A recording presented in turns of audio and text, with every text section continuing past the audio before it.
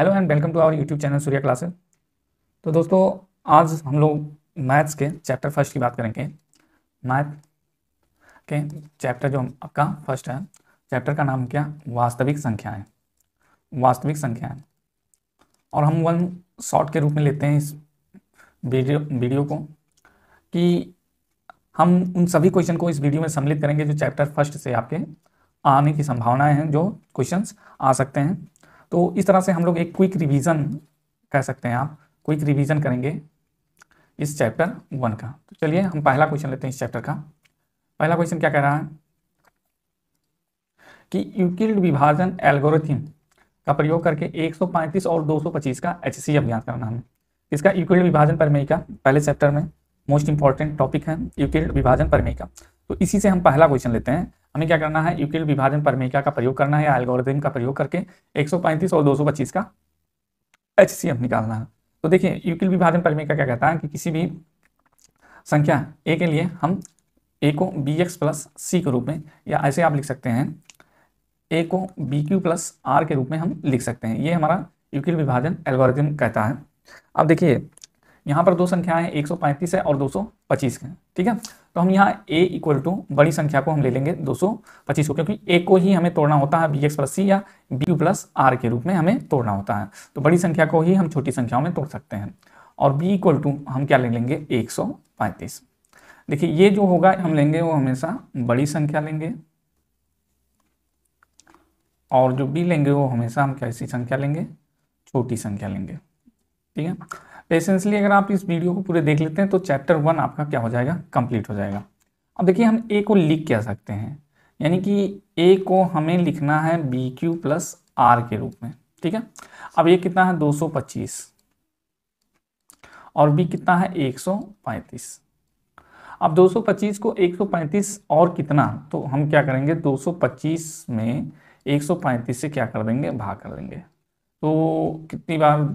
एक बार जाएगा, ठीक है। 5 जीरो बच गया, और 12 माइनस 3 9 बच गया, और यहाँ 0 90 बचा। और कितनी बार हम पढ़ा पढ़े हैं? एक बार। एक बार हम इसको लेकर गए हैं, तो हम इसको 225 को क्या लिख सकते हैं? 135 गुणे 1 और प्लस कितना? 90, ठीक है। प्लस कितना हो गया? 90। अब इसी को हम बार बार दोहराएंगे जब तक कि हमें रिमाइंडर, ये क्या मिल रहा है? हमें शेष मिल रहा है। ये क्या मिल रहा है? हमें शेष मिल रहा है। तो जब तक शेष 0 ना आ जाए तब तक हम इस प्रक्रिया को दोहराएंगे। अब कैसे दोहराएंगे? अब देखिए, 225 को तो हमने 135 गुणे 1 और प्लस 90 में क्या कर लिया है? विभाजित कर लिया है। अब फिर 90 135 को हम इसी तरह से करेंगे, किसमें? 90 में। 135 बराबर क्या हो जाएगा? अब 135 को हम यहाँ जो हमारा रिमाइंडर है उससे हम क्या करेंगे? डिवाइड करेंगे। तो 90 बन जाए 90 कर लेंगे, 5 4 45 बचा। तो हम 135 को क्या कर सकते हैं? 90 इंटू 1 और प्लस कितना हम लिख देंगे? आपका 45। अभी भी देखिए रिमाइंडर हमारा 0 नहीं आ रहा है। तो अब हम इस 90 को तोड़ेंगे किसमें? 45 के फैक्टर में। तो अब हम आगे लिखेंगे 90 इक्वल टू क्या हो जाएगा? 45 इंटू 2, 90 हो गया, और प्लस रिमाइंडर अब कितना बच रहा है? 0। तो जहाँ पर रिमाइंडर 0 आ जाता है, r इक्वल टू क्या आ जाता है? 0 आ जाता है, वहीं पर हम रुक जाते हैं, ठीक है। और यहाँ पर जो लास्ट में संख्या बची है, यानी इस लास्ट स्टेप से पहले वाला रिमाइंडर, या यहाँ लास्ट स्टेप में जो हमारा b है, ठीक है, वही क्या हो जाता है? हमारा HCF हो जाता है। HCF हमारा क्या हो गया? 45। ये जो लास्ट में भी बचेगा, जब रिमाइंडर हमारा 0 आया है, तब वही जो होगा वो हमारा क्या हो जाएगा? HCF हो जाएगा। तो इस तरह से हमने पहले क्वेश्चन को सॉल्व कर लिया। अब इसी तरह से कोई भी क्वेश्चन आए, 225 135 यहाँ है, यहाँ जो डिजिट का वैल्यू है वो आपका बदल सकता है, लेकिन तरीका जो होगा यही होगा। अब ये स्टेप भी घट बढ़ सकते हैं, ठीक है। ये स्टेप क्या हो सकते हैं? बढ़ सकते हैं, ठीक। तो चलिए नेक्स्ट क्वेश्चन पे चलते हैं। देखिए, सेकेंड क्वेश्चन हमारा है, अब यहाँ हम इसको 196 और 38,220 का HCF फाइंड करना थ्रू यूक्लिड डिवीजन एल्गोरिथम से। अब इसमें हमें क्या कहना कि एक कोई संख्या है, इसको हम BQ प्लस R के रूप में लिख सकते हैं, ठीक है। अब यहाँ हमने कहा A जो है उसको बड़ी संख्या वाले को A मानना है, तो 38,220 20 हमारा ए हो गया। बी जो है वो हमें छोटी वाली संख्या मानना, कितना हो गया 196 तो हो गया। ठीक, अब हमें बड़ी वाली संख्या को छोटी वाली संख्या के मल्टीपल में लिखना है, तो हम यहाँ लिख लेंगे ए इक्वल टू बी क्यू हमें लिखना है, यानी क्यू हमें एक नंबर फाइंड करना और आर रिमाइंडर हमें फाइंड करना है। तो हम क्या करते हैं, तो 38220 में किससे 196 से डिवाइड कर देंगे। ठीक है, कितनी बार डिवाइड करेंगे हम लोग, 196 में 1 टाइम्स ले जाओ तो 196 हो जाएगा, 12 माइनस 6 होगा, और यहाँ 17 माइनस 186 बचा, और फिर हमारा 2 आ जाएगा। तो आई थिंक 9 टाइम्स जाएगा, 6 जा 54, 5 8 बचेगा, और 9 1 जा 9 और 8 17, 12 माइनस 4 8, और यहाँ 15 माइनस 6 9, 7 माइनस 7 0 0, 98 और 0, और कितनी बार जाएगा हमारा 5 टाइम्स ले जा करके देखेंगे तो हमारा 980 आ जाएगा, यानी रिमाइंडर हमें यहाँ ही 0 मिल गया। तो हम ए को 38,220 को हम क्या लिख सकते हैं, 196 इंटू 195, यहाँ देखिए 196, और यहाँ ये हमारा क्या है, हमारा भाज्य है, ये भाजक, ये भागफल और शेषफल। तो भाज्य बराबर भाजक गुणे भागफल प्लस शेषफल, और प्लस क्या लिख दिए 0। अब चूंकि रिमाइंडर हमारा यहीं 0 आ गया, इसलिए हमारा जो HCF होगा, HCF जो हमारा A है, यानी ये वाली संख्या क्या हो जाएगी, HCF हो जाएगी। HCF कितना हो गया हमारा 196 हो गया। चलिए नेक्स्ट क्वेश्चन पे चलते हैं। अब देखिए 2 क्वेश्चन हमने ये और ये आपको बता दिया, ठीक है, यानी यूक्लिड। अब यहाँ से आप क्या सीखेंगे कि यूक्लिड विभाजन एल्गोरिथम का प्रयोग करके हम HCF कैसे फाइंड करते हैं। ठीक है, अब नेक्स्ट क्वेश्चन से हमें ये भी, इसमें 3 क्वेश्चन हैं जिसको हम देखेंगे। पहला क्या है, यूक्लिड विभाजन एल्गोरिथम का प्रयोग करके हमें दर्शाना कि कोई भी धनात्मक विषम पूर्णांक जो होता है, पूर्णांक वो या तो 6q+1 या 6q+3 या 6q+5 के रूप का होता है। ये हमको दर्शाना है किससे, यूक्लिड विभाजन परिमेयिका का प्रयोग करके।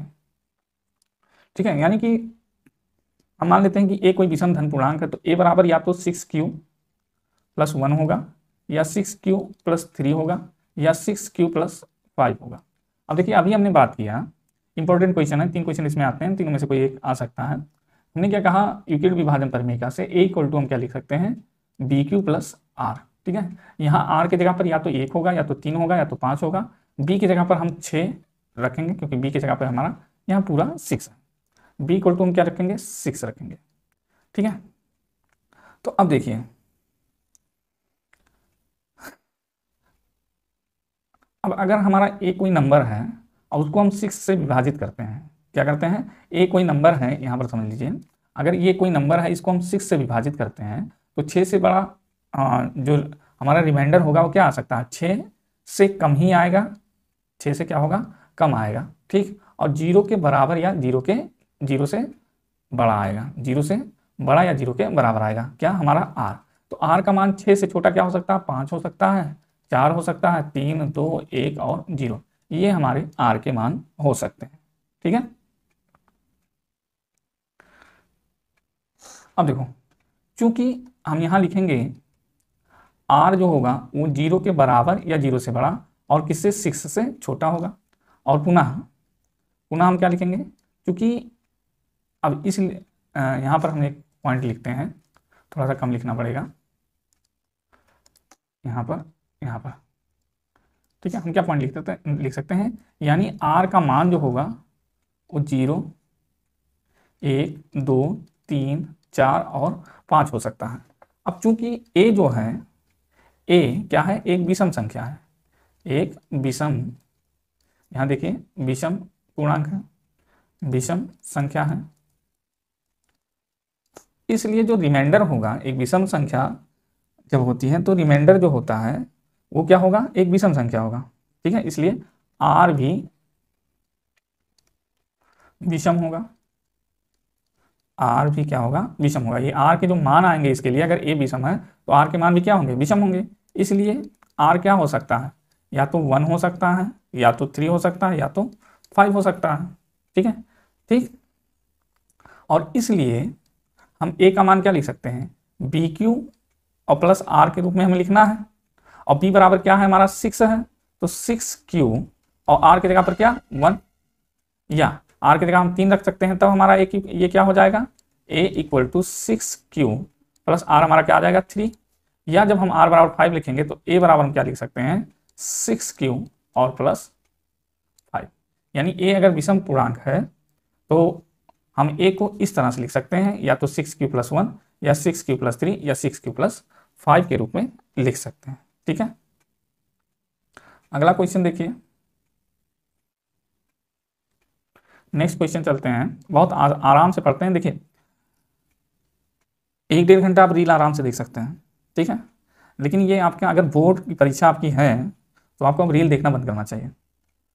कम से कम 2 महीने आपके पास हैं, दिसंबर तो बीत ही गया, जनवरी बचा हुआ है, 1 महीना है। 1 महीना तो कम से कम आप रील को छोड़ दीजिए, और कोई भी एक चैनल, ये नहीं कि मेरा ही, किसी का भी एक चैनल आप पकड़ लीजिए जिसपे पर डे आप पढ़ाई किया कीजिए। कम से कम 1 घंटा आप पर डे यहाँ पर भी पढ़ाई किया कीजिए, क्योंकि कुछ क्वेश्चन्स ऐसे होते हैं जो हम लोग यहाँ पर डिस्कस करते हैं, जो आपके एग्जाम में क्या होते हैं, महत्वपूर्ण होते हैं।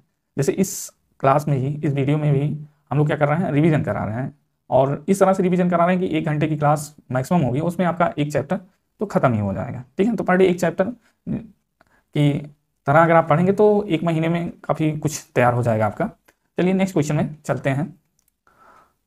ये रहा हमारा अगला क्वेश्चन। क्या कह रहा है क्वेश्चन,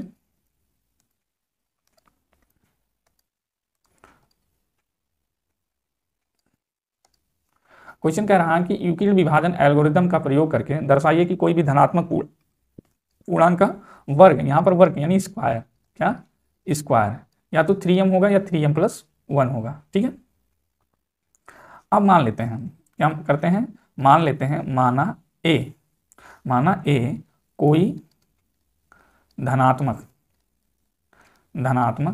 विषम धन पूर्णांक है,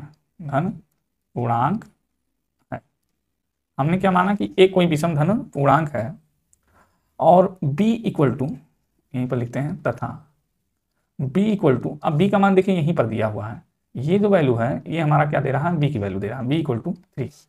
इसलिए अब r का मान चूंकि क्या होता है, b से छोटा होगा, r का मान हमेशा क्या होगा, b से छोटा होगा, और 0 से बड़ा या 0 के बराबर होगा। ठीक, तो इस हिसाब से अगर हमारा b 3 है तो r का मान 3 से छोटा होगा। तो 3 से छोटा क्या हो सकता है, r का मान या तो 2 होगा, या तो 1 होगा, और या फिर 0 होगा। इसी तीनों में से कोई हो सकता है। ठीक है, अब देखिए, अब मान लीजिए a इक्वल टू हमने क्या लिख दिया 3, b का मान, और q और प्लस रिमाइंडर हमने क्या ले लिया, 0 ले लिया। रिमाइंडर पहले हम क्या ले लेंगे, 0 ले लेंगे। ठीक है, यही तीनों रिमाइंडर हमें लिखना है, तो हमने इसको उल्टा लिखा, आप सीधा भी लिख सकते हैं, 0 फिर 1 फिर 2। या तो ये होगा हमारा, या तो ए को हम क्या लिख सकते हैं, ए को हम लिख सकते हैं 3q और प्लस 1, और या फिर ए को हम लिख सकते हैं 3q प्लस 2। अब देखिए यहाँ हमने एक लाइन में लिख दिया है, आप एग्जाम में इस लाइन को कंप्लीट करने के बाद ये नीचे वाला, इसके बाद ये लिखिएगा और इसके बाद ये लिखिएगा।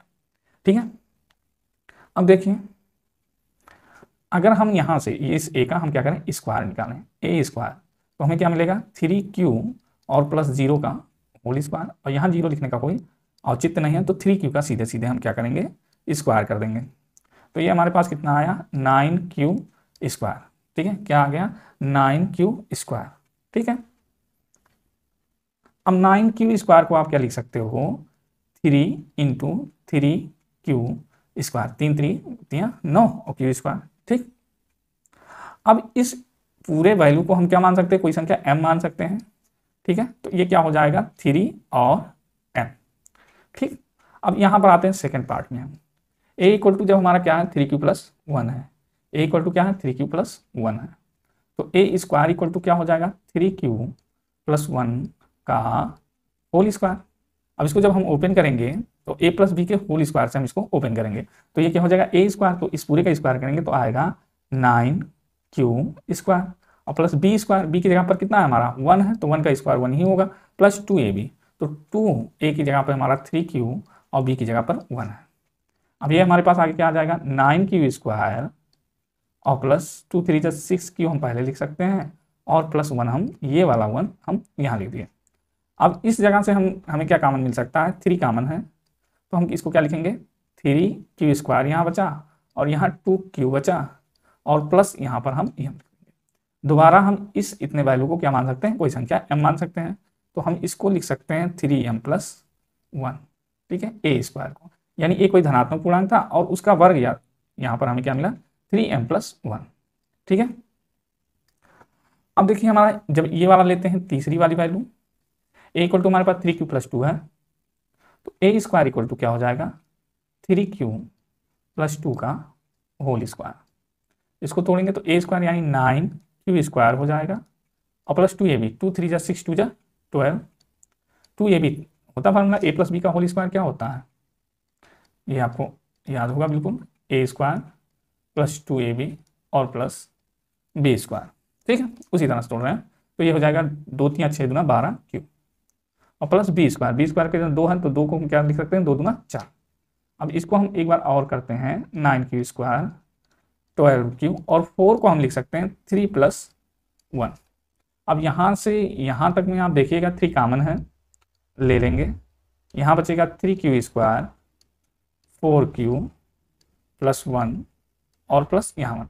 अब इस पूरी वैल्यू को हम कोई संख्या m मान लेंगे तो क्या हो जाएगा 3m+1।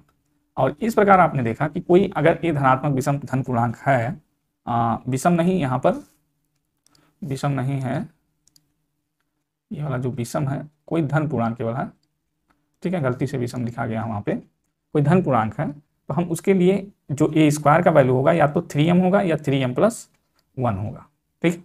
तो हमने 2 क्वेश्चन इस आधार पर करवाए, बस एक क्वेश्चन और बचा है। इस 3 प्रकार इस क्वेश्चन में, इस क्वेश्चन में या इस क्वेश्चन से एक क्वेश्चन आपको मे भी पॉसिबल है, पॉसिबिलिटी है कि मिल जाए, ठीक है।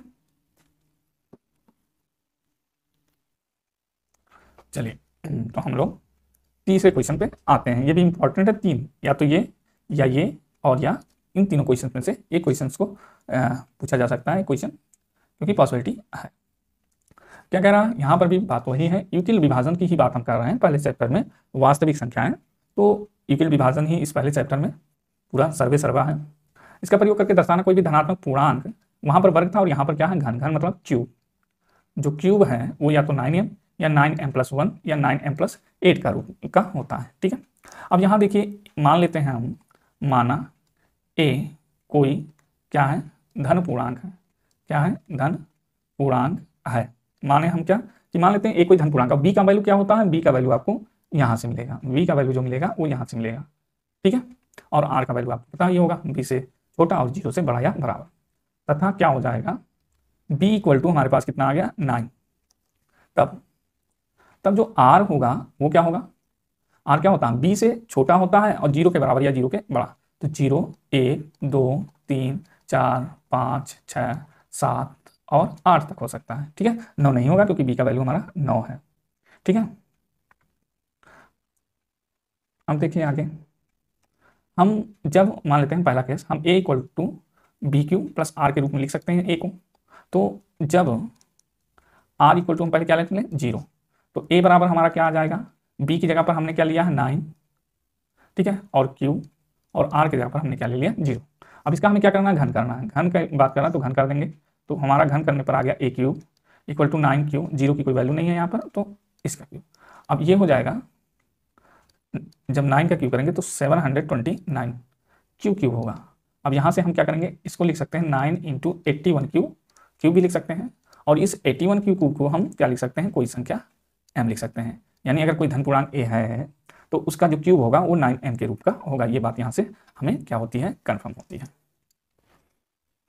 दूसरा देखिए, जब हमारे पास r = क्या हो 2 हो, सॉरी 1 हो, r = हमारे पास क्या हो 1 हो,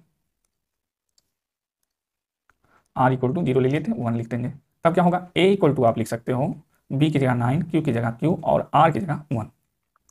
अब a³ क्या लिख सकते हो आप 9q + 1 का होल क्यूब, ये लिख सकते हो आप, ठीक है। और इसका जब क्यूब करोगे आप तो हो जाएगा ए प्लस बी का होल क्यूब का फार्मूला क्या होता है, ये यहाँ पर हम ले लेते हैं, क्या होता है A cube plus B cube plus 3 a² B plus 3ab², ये फार्मूला होता है। ए क्यूब करेंगे तो ये हमारा आ जाएगा 729 क्यू क्यूब, क्योंकि ए की जगह पर 9 क्यूब है, और 9 क्यूब का जब क्यूब करेंगे तो इतना आएगा, प्लस बी क्यूब यानी कि 1 का क्यूब करेंगे तो आप 1 का क्यूब 1 ही होता है, 3a², तो 9 9 81 क्यू², ये हो जाएगा, और प्लस इंटू बी की जगह पर 1, और प्लस 3 ए की जगह पर 9 क्यूब और b² यानी 1 का स्क्वायर 1। अब इस वाले एक को हम लास्ट में लिखते हैं और बाकी सबको एक साथ लिख लेते हैं, तो ये हमारे पास आ जाएगा 729 क्यू क्यूब प्लस 3 इंटू 81 क्यू² और प्लस 3 इंटू 9 क्यूब, और प्लस ये वाला 1 जो है, ये वाला 1 इसको हम सबसे लास्ट में लिखते हैं। अब यहाँ से लेकर के यहाँ तक में हम 3 कॉमन ले लेते हैं, तो ये हमारा हो जाएगा 81 क्यू क्यूब प्लस 81 क्यू², 9 कॉमन लेना है, सॉरी, तो यहाँ पर हमारा क्या बचेगा, यहाँ पर 9 जब हम कॉमन लेंगे तो हमारा यहाँ बचेगा 27, कैसे, यहाँ 9 बचेगा, 81 में 9 से भाग देंगे, 9 कॉमन लिए तो भाग दे रहे हैं, 9 यहाँ बचेगा, 3 यहाँ, 9 3 27 क्यू², और यहाँ से 9 कॉमन लेंगे तो 3 क्यू, और प्लस 1 ऐसे ही है। अब यहाँ से यहाँ तक हम कोई संख्या m मान लेंगे, तो a क्यूब बराबर हमारा क्या आया 9m और प्लस 1 आ गया, ठीक है। अब हमारे पास r की एक वैल्यू और अभी ले लेंगे, हम 0 ले चुके हैं, 1 ले चुके हैं, अब r बराबर हमें क्या लेना है, 2 लेना है, r बराबर क्या लेना है, हमें 2 लेना है, तो यहाँ से हम लिखते हैं r बराबर 2, तो क्या होगा a इक्वल टू हमारे पास आएगा 9q प्लस 2, ठीक है। अब a क्यूब निकालेंगे, a क्यूब बराबर हो जाएगा 9q प्लस 2 का होल क्यूब, ठीक। अब यहाँ देखिए a क्यूब बराबर क्या होगा हमारा, a क्यूब यानी कि 729 क्यू क्यूब और प्लस 3 बी क्यूब की जगह 2 का क्यूब करेंगे तो हमारा आएगा 2 दूना 4 दूना 8, और फिर 3a² भी, तो 3 और a² 9 9 81 क्यू² हो जाएगा, ठीक है। और तो हमारे पास आएगा 3 इंटू 81 क्यू², 3a² और b की जगह पर हम क्या लिखेंगे 2 रख देंगे, और प्लस 3ab², तो 3 a की जगह 9 क्यूब और b² की जगह 2 का स्क्वायर यानी 4 हो जाएगा। अब इस 8 को हम क्या करेंगे सबसे लास्ट में लिखेंगे, और बाकी सबको हम लिख देंगे पहले, तो 729 क्यू क्यूब प्लस 3 दूना 6, 6 गुणे 81 क्यू² और प्लस 3 चौक 12, 12 गुणे 9 क्यू, और प्लस ये वाला 8 हम यहाँ लेंगे। अब यहाँ से यहाँ तक हम क्या कर सकते हैं, 9 को कॉमन ले लेंगे, तो यहाँ बचेगा 81 क्यू², और यहाँ से 9 कॉमन लेंगे, 9 बचेगा, 9 छक 54 क्यू², यहाँ क्यू बचेगा, फिर यहाँ से 9 ले लेंगे तो हमारे पास बचेगा 12, और प्लस क्या बच गया हमारे पास 8। अब इतने को हम क्या मान लेंगे, वही बात m, तो क्या हो गया 9m प्लस 8, ठीक है। तो हमने क्या देखा कि कोई धन पूर्णांक a के लिए a क्यूब का मान या तो 9 है या 9m प्लस 1 है या 9m प्लस 8 है। आगे आप 3 4 5 6 7 8 रख करके भी इस प्रक्रिया को क्या कर सकते हैं, दोहरा सकते हैं, और आएगा अंत में या तो 9m आएगा या 9m प्लस 2 आएगा या 9m प्लस 8 आएगा, ठीक है। यहाँ क्यों करते करते हो गया, ठीक है। तो इन तीनों क्वेश्चन में से पहला क्वेश्चन ये है, दूसरा क्वेश्चन ये और तीसरा क्वेश्चन ये है, इन तीनों में से कोई एक क्वेश्चन आप जरूर कर लीजिएगा, ठीक है। अगला क्वेश्चन देखते हैं, ये तो आसान क्वेश्चन है, हो जाएगा सबसे। एक फार्मूला होता है, अगर कोई दो संख्या है तो दोनों संख्या अगर a और b दो संख्याएं हों, दो पूर्णांक हों, तब a इंटू बी यानी दोनों संख्याओं का जो गुणनफल होगा वो इनके एलसीएम और एचसीएफ के गुणनफल के बराबर हो, ठीक है। अब हमारी पहली संख्या क्या है, यहाँ कह रहा है कि इन दोनों संख्याओं का एचसीएफ 9 है, तो इनका एलसीएम क्या होगा। तो देखिए ये पहली संख्या, ये दूसरी संख्या, तो क्या हो जाएगा 306 गुणे 657 बराबर एलसीएम हमें निकालना है, और एचसीएफ कितना है 9, ठीक है। तो एलसीएम बराबर क्या हो जाएगा, क्योंकि 9 इधर गुणा है, इधर आएगा तो क्या हो जाएगा भाग हो जाएगा, 306 गुणे 657 और बच्चे क्या आ जाएगा 9, 9 से काट दीजिए, देखिए कट रहा है, ये कट जाएगा, 9 3 27 और 9 चौक 36 34। अब क्या करेंगे हम 34 में 657 का गुणा कर लेंगे, और जो आएगा हमारा वही क्या होगा, एलसीएम होगा। तो दोस्तों बड़ी मेहनत से ये वीडियो मैंने तैयार किया है, और अगर आपको पसंद आया हो तो लाइक करिएगा, चैनल को सब्सक्राइब करिएगा ताकि हमको मोटिवेशन मिले और हम आगे भी इस तरह से आपके लिए कार्य करते रहें। वीडियो देखने के लिए धन्यवाद। पसंद आया हो तो लाइक कीजिए, वीडियो को शेयर कीजिए और इच्छा करे तो आप सब्सक्राइब भी कर लीजिए। Thanks for watching. मिलते हैं नेक्स्ट वीडियो में।